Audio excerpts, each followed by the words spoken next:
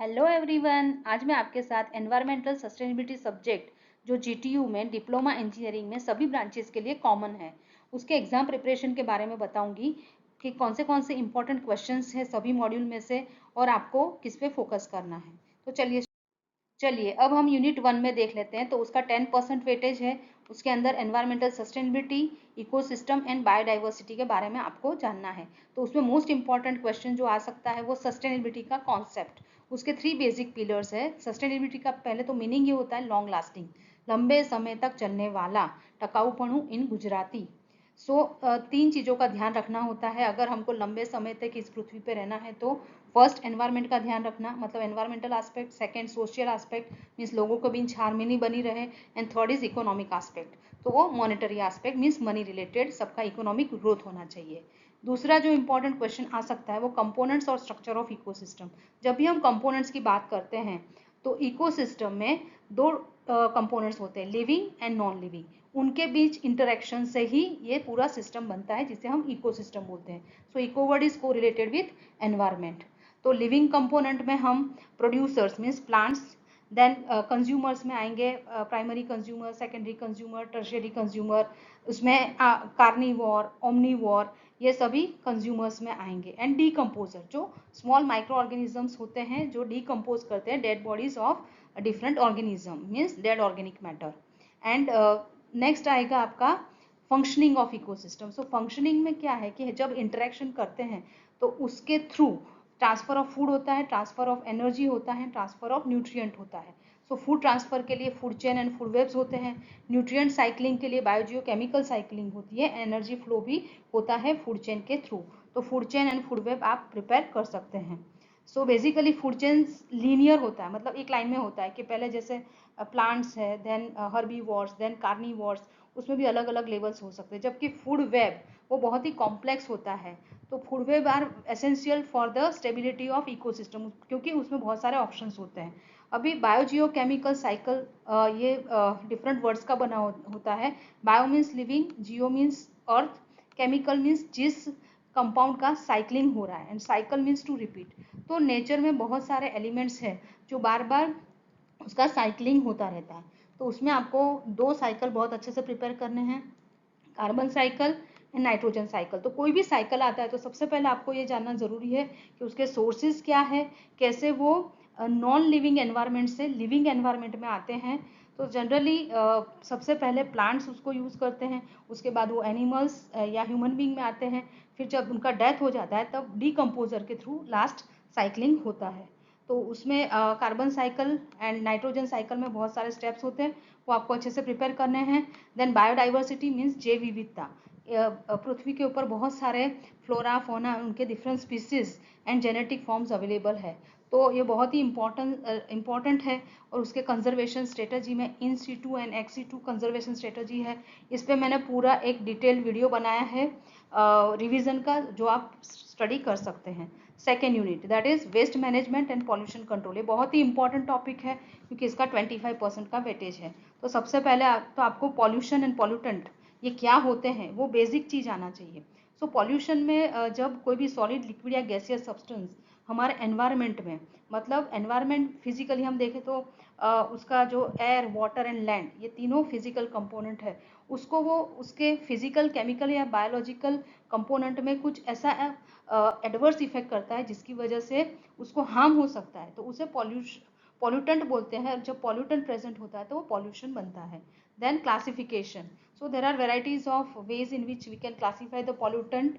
वो आप मेरे डिटेल्ड रिवीजन वीडियो में आप देख सकते हैं। तो क्लासिफिकेशन ऑफ पॉल्यूटेंट बहुत ही इंपॉर्टेंट है। जब हम कोई भी पॉल्यूशन की बात करते हैं तो उसके सोर्सेज कहाँ से वो आता है, तो एयर पॉल्यूशन के मेजर सोर्सेज एंड उसके इफेक्ट ये आप प्रिपेयर कर सकते हैं। और एयर पॉल्यूशन कंट्रोल करने के डिफरेंट इक्विपमेंट्स होते हैं। सो बेसिकली जब हम क्लासीफाई करते हैं तो पॉल्यूटेंट एक मेजर क्लासिफिकेशन है कि based on it state of matter means gaseous and particulate. So gaseous में कार्बन मोनोऑक्साइड, कार्बन डाइऑक्साइड, ये सब आ सकते हैं, SO2, NO2। जबकि पार्टिकुलेट मैटर में PM2.5, PM10 एक्सेट्रा। तो पार्टिकुलेट मैटर कंट्रोल करने के लिए वेरियस इक्विपमेंट्स हैं। So gravity settling chamber, fabric filter, cyclone separator, electrostatic precipitator etcetera. So वो सब आप प्रिपेयर कर सकते हैं। देन जब हम वाटर पॉल्यूशन की बात करते हैं तो उसके characteristics physical, chemical and biological ये मेजर है। उसके अंदर भी काफ़ी बार एग्जाम में बीओडी एंड सीओडी का डिफरेंस आता है। So basically BOD is biochemical oxygen demand, COD is chemical oxygen demand. So basically BOD जो मेजर करता है वो बायोडिग्रेडेबल, मतलब जिसको बैक्टीरिया या माइक्रो ऑर्गेनिज्म डिग्रेड या डिकम्पोज या ब्रेक डाउन कर पाते हैं इन द सिंपलर फॉर्म, उसके लिए जो ऑक्सीजन चाहिए बैक्टीरिया को उसे बीओडी बोला जाता है। जबकि जो ऑर्गेनिक मैटर है biodegradable as well as non biodegradable जो केमिकल डिकम्पोज कर सकता है उसे सीओडी बोलते हैं। तो उसका मेजर डिफरेंस आप तैयार कर सकते हैं। Then treatment of waste water में basically primary treatment, secondary treatment, tertiary treatment वो आप कर सकते हैं। Then solid waste management include किया गया है उसमें। सोर्सेज ऑफ सॉलिड वेस्ट मतलब घर से निकलने वाला कचरा, तो उसका आपको पता होना चाहिए कौन से सोर्सेज है। एग्रीकल्चरल है, रेजिडेंशियल है, देन इंडस्ट्रियल है, कमर्शियल है। Then there are varieties of sources. और डिस्पोजल मतलब आखिर में उसको आप कहाँ फेंकेंगे। सो बेसिकली लैंड फिलिंग वो आप प्रिपेयर कर सकते हैं। देन प्लास्टिक वेस्ट, जो हम single use plastic and other plastic जो यूज़ करते हैं डेली लाइफ में वो कहाँ से आते हैं एंड उसका हैजार्ड मतलब क्या क्या इल इफेक्ट्स है। तो बेसिकली मरीन लाइफ में आप देखेंगे कि बहुत सारे प्लास्टिक के बॉटल्स वगैरह, प्लास्टिक नेट वगैरह हो रहता है, एक्वेटिक लाइफ को अफेक्ट करता है। तो एक्वेटिक लाइफ, लैंड एनिमल्स सबको बहुत ही ज़्यादा अफेक्ट करता है this plastic waste. Then e waste is basically electrical and electronic waste, जो हमारे घर में इतने सारे इलेक्ट्रॉनिक्स अप्लायंसेज होते हैं उसकी जब एंड ऑफ लाइफ हो जाता है तो वो वेस्ट हो जाते हैं और उसमें बहुत ही टॉक्सिक सब्सटेंस होते हैं, cadmium, copper, lead. Then so these are very toxic and hazardous substance, तो बहुत ही ज़्यादा हार्मफुल है जो air pollution, water pollution, land pollution as well as हमारे हेल्थ को भी बहुत ज़्यादा इम्पैक्ट करते हैं। तो उसके हैजार्ड हमको पता होने चाहिए। एंड नॉइज पॉल्यूशन मीन्स आवाज़ का प्रदूषण। सो उसके सोर्सेज जैसे ट्रैफिक सोर्स है, देन रेजिडेंशियल एरिया में भी होते हैं, देन अवर इंडस्ट्रियल सोर्सेज। सो वहाँ के आप सोर्सेज लिख सकते हैं। एंड इट्स इफेक्ट में बेसिकली ऑडिटरी मतलब सुनने से रिलेटेड और नॉन ऑडिटरी मतलब स्ट्रेस बढ़ जाना, नींद नहीं आना, स्ट्रेस हो जाना, ये सब लिख सकते हैं। ऑडिटरी इफेक्ट में दो टाइप के इफेक्ट हो सकते हैं, temporary deafness and permanent deafness. So ये जो पूरा यूनिट 2 है आपको बहुत अच्छे से करना है और ये जितने भी मैंने लिस्ट दिए हैं क्वेश्चंस के सभी बहुत अच्छे से प्रिपेयर करो। तो 100% मुझे विश्वास है कि आप सभी क्वेश्चंस का आंसर बहुत ही प्रॉपरली लिख पाएंगे एंड 25% जो वेटेज है उसका उसके अकॉर्डिंगली आप बहुत ही अच्छा स्कोर कर पाएंगे। नाउ हम थर्ड यूनिट पे आते हैं जो रिन्यूएबल एनर्जी टेक्नोलॉजीज है, उसका भी वेटेज 25% है। सो यूनिट 2 और यूनिट 3 इसमें से कोई भी क्वेश्चन आपको छोड़ने नहीं है क्योंकि 50% जो क्वेश्चन है वो इन दो यूनिट में से ही आएंगे। सो आज का जो क्लाइमेट चेंज का जो युग चल रहा है इसके अंदर ये रिन्यूएबल एनर्जी पे स्विच ओवर करना इज़ वेरी इंपॉर्टेंट। सो हमको पता होना चाहिए कि रिन्यूएबल एनर्जी क्यों ज़रूरी है, क्योंकि जो फॉसिल फ्यूल का यूज़ करके हमने जो एक क्लाइमेट चेंज, ग्लोबल वार्मिंग जो हुआ है उसकी वजह से जो इल इफेक्ट हो रहा है उससे बचने के लिए nowadays all the government they are trying to switch over to renewable energy. So हमको पता होना चाहिए difference between non renewable and renewable energy. So renewable energy में solar energy, wind energy, geothermal, biomass energy, ocean, hydrogen सभी energy है जो आपको study करनी है। बट उसके अंदर जो इम्पोर्टेंट क्वेश्चंस है वो आपको पता होने चाहिए। सो पहले तो आप डिफरेंस कर लेना, अगर आप डिफरेंस करोगे तो दोनों के बेसिक कॉन्सेप्ट्स आपके क्लियर हो जाएंगे। Then PV solar cell and its working. So basically solar energy में फोटोवोल्टिक सोलर सेल जो होता है वो कैसे वर्क करता है, कैसे वो सोलर एनर्जी को हमारे यूजफुल फॉर्म में कन्वर्ट करता है वो आपको जानना है। उसके बाद विंड एनर्जी। सो विंड एनर्जी में horizontal axis wind turbine and vertical axis wind turbine, ये जो दो मेन टाइप के टर्बाइन है उसके बीच के डिफरेंस आपको आने चाहिए। अगर आप डिफरेंस कर लोगे तो उन दोनों के बेसिक कॉन्सेप्ट आपके क्लियर हो जाएंगे। देन बायोमास एनर्जी मतलब जो हमारे ऑर्गेनिक मैटर है, डेड ऑर्गेनिक मैटर, उसमें से हम जो हमारा कचरा है उसमें से कैसे गैस बना सकते हैं, तो उसके लिए आपको बायोगैस प्लांट अच्छे से प्रिपेयर करना है। ये बहुत ही इंपॉर्टेंट है, जितने भी क्वेश्चंस मैंने आपको बोले। जियोथर्मल, जियो मीन्स सॉइल, सॉइल के अंदर जो हीट होती है उसका भी यूज़ करके हम एनर्जी जनरेट कर सकते हैं, तो वो भी आपको थोड़ा प्रिपेयर करना है। देन ओशन, ओशन में इतने सारे वेव्स होते हैं, टाइडल एनर्जी वो आप यूज़ कर सकते हैं। To generate the electricity. So वो भी आप कर सकते हैं। देन हाइड्रोजन एनर्जी, आजकल ये भी बहुत रिसेंट टॉपिक है कि कैसे हम हाइड्रोजन में से इलेक्ट्रिसिटी जनरेट कर पाए। सो 25% का वेटेज है एंड इतने आप अगर क्वेश्चंस प्रॉपरली करोगे और एग्जाम में लिखोगे तो बहुत अच्छे मार्क्स ले पाओगे। देन फोर्थ यूनिट, ये बहुत ही इंपॉर्टेंट टॉपिक है क्योंकि आजकल we all are facing this particular problem, so that is related to climate change. So उसका 20% का वेटेज है, बट बहुत ही लिमिटेड क्वेश्चंस जो यहाँ पे 4 लिखे हुए हैं यही मेन क्वेश्चंस है जो आ सकते हैं। तो सबसे पहले तो क्लाइमेट चेंज क्या है, तो क्लाइमेट समझना होगा। जो long term change in weather pattern होता है, मीन्स बहुत सारे सालों के बाद हमारे पास डेटा होता है वेदर का, तो उसके हिसाब से हमको पता चलता है कि क्लाइमेट में चेंज हुआ है। तो मेजर जो कॉजेज है सो वो हमारा increase in green house gases है, like CO2, then methane, then CFC etcetera, और उसके effects. So effects and causes ये आपको बहुत ही अच्छे से पढ़ने हैं। सो मेजर कॉजेज में तो ह्यूमन, हमारा जो इंडस्ट्रियलाइजेशन है, देन इंक्रीज इन पॉपुलेशन है, बर्निंग ऑफ फॉसिल फ्यूल जो हम यूज़ करते हैं व्हीकल्स में एंड इंडस्ट्री में, वो मेजर कॉजेज है। एंड CO2 का कॉन्सेंट्रेशन इतना बढ़ चुका है, और वो जो CO2 होता है वो मेजर ग्रीन हाउस गैस है, और उसके इफेक्ट्स में all this melting of glaciers melt हो रहे हैं, राइज इन सी लेवल हो रहा है, वाइल्ड फायर हो रहा है, फॉरेस्ट फायर, देन डेजर्टिफिकेशन मतलब डेजर्ट का एरिया बढ़ रहा है, देन बहुत सारे इकोनॉमिक इम्पैक्ट हो रहे हैं क्योंकि साइक्लोन वगैरह फ्रिक्वेंटली आते हैं, रेनफॉल का कोई पैटर्न नहीं रह गया है।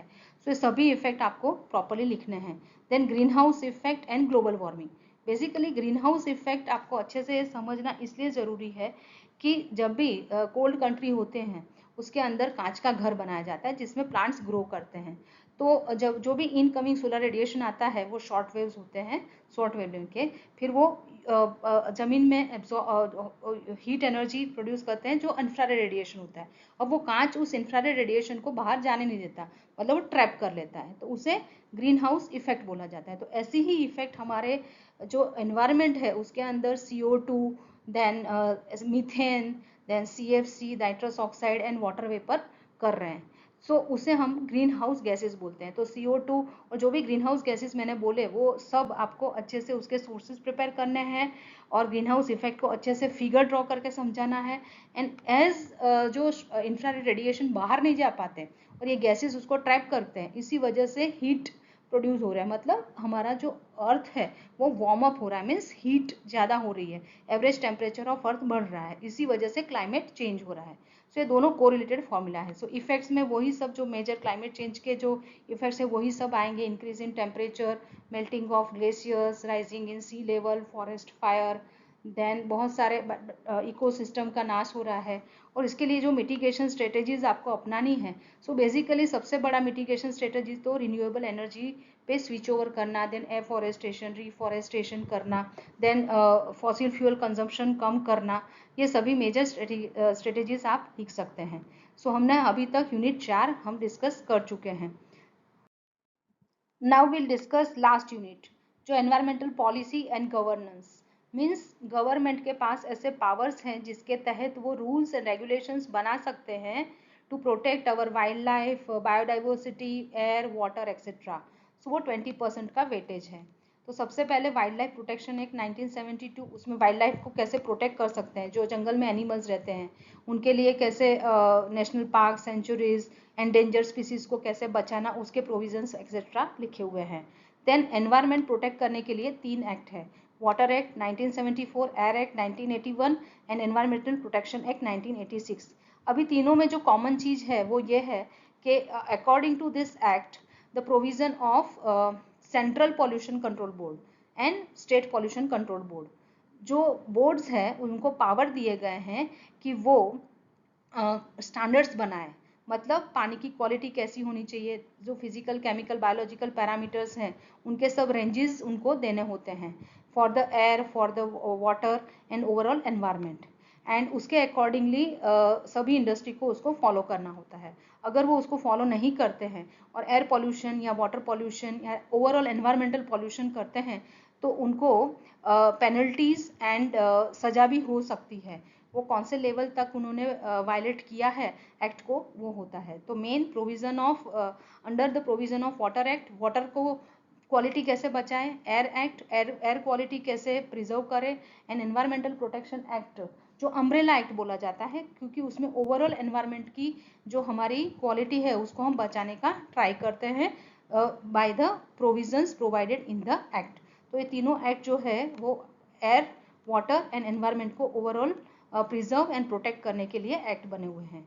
ISO 14000 ये EMS means environmental management system है, मतलब कौन से प्रोविजंस करके हम एनवायरनमेंट को बचा सकते हैं पर्टिकुलर ऑर्गेनाइजेशन में या इंडस्ट्री में, उसके सभी इंटरनेशनल ऑर्गेनाइजेशन फॉर स्टैंडर्डाइजेशन उसका ये जो सीरीज है 14000 वो एनवायरनमेंट को प्रोटेक्ट करने के लिए है। Next is green building. So basically green building is eco friendly building. तो वो उसके लिए मेजर 5 प्रिंसिपल्स होते हैं। सबसे पहले तो साइट सिलेक्शन हमको सस्टेनेबल करना है ताकि हम एनवायरनमेंट को हार्म ना करें। सेकेंड, वाटर एफिशिएंसी मतलब वाटर प्रिजर्वेशन की टेक्निक्स, रेन वाटर हार्वेस्टिंग जो यहाँ पे एक सेपरेट टॉपिक भी है, मतलब जो भी रेन वाटर आता है उसको हमको फ्लो नहीं होने देना है बट उसको प्रिजर्व करना है। तो रूफ टॉप मतलब टेरेस पे से जो भी पानी आता है उसको हम स्टोर करके मिनिमम ट्रीटमेंट देके उसका रीयूज रिसाइकलिंग कर सकते हैं, या पेमेंट मतलब रोड पे से जो पानी जा रहा है उसको भी हम प्रिजर्व कर सकते हैं, ग्राउंड वाटर टेबल बढ़ा सकते हैं। तो ऐसे वाटर एफिशिएंसी हम बिल्डिंग जब कंस्ट्रक्ट करते हैं तब वो कर सकते हैं।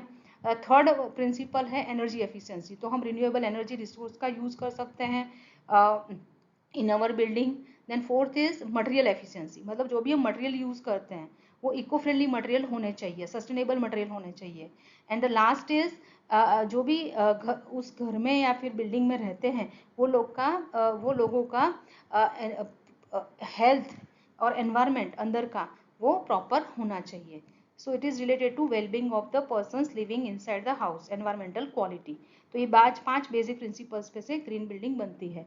और अगर कोई किसी ने ग्रीन बिल्डिंग बनाया है तो उसके रिलेटेड रेटिंग सिस्टम्स होते हैं। So basically in India LEED, गृहा एंड IGBC ये जो इंस्टीट्यूट्स हैं वो रेटिंग प्रोवाइड करते हैं, मतलब कितने लेवल तक आपका बिल्डिंग है वो ग्रीन है या इको फ्रेंडली है वो डिसाइड करते हैं।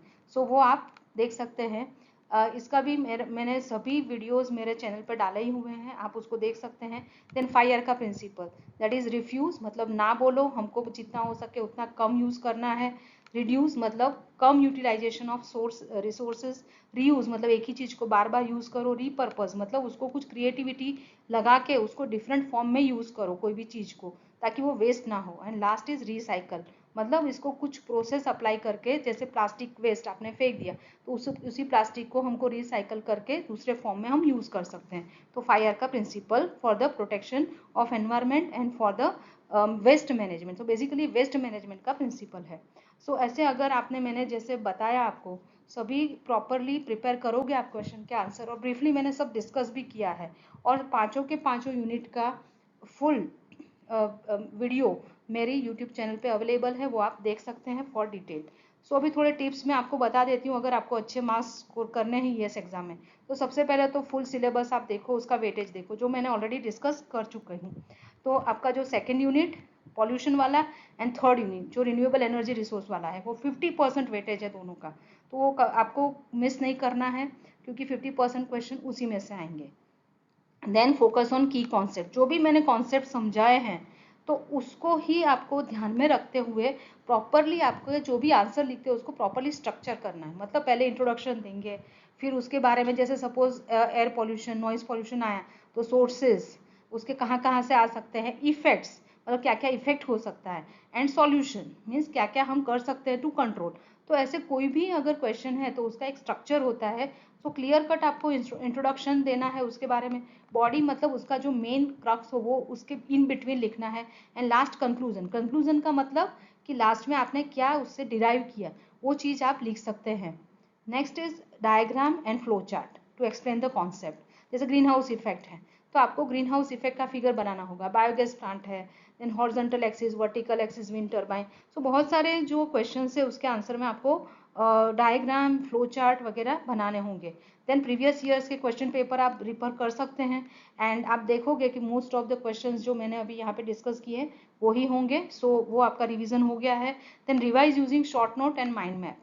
सो जो भी आपके कॉन्सेप्ट है उसके लिए आप छोटे छोटे नोट्स बनाओ एंड लास्ट मोमेंट पे उसको रिवाइज करो ताकि वो आपके माइंड में रहे। तो mind mapping and short notes banana for the each topic जो बहुत ही इंपॉर्टेंट है वो आपको कर सकते हैं। And focus on frequently asked question.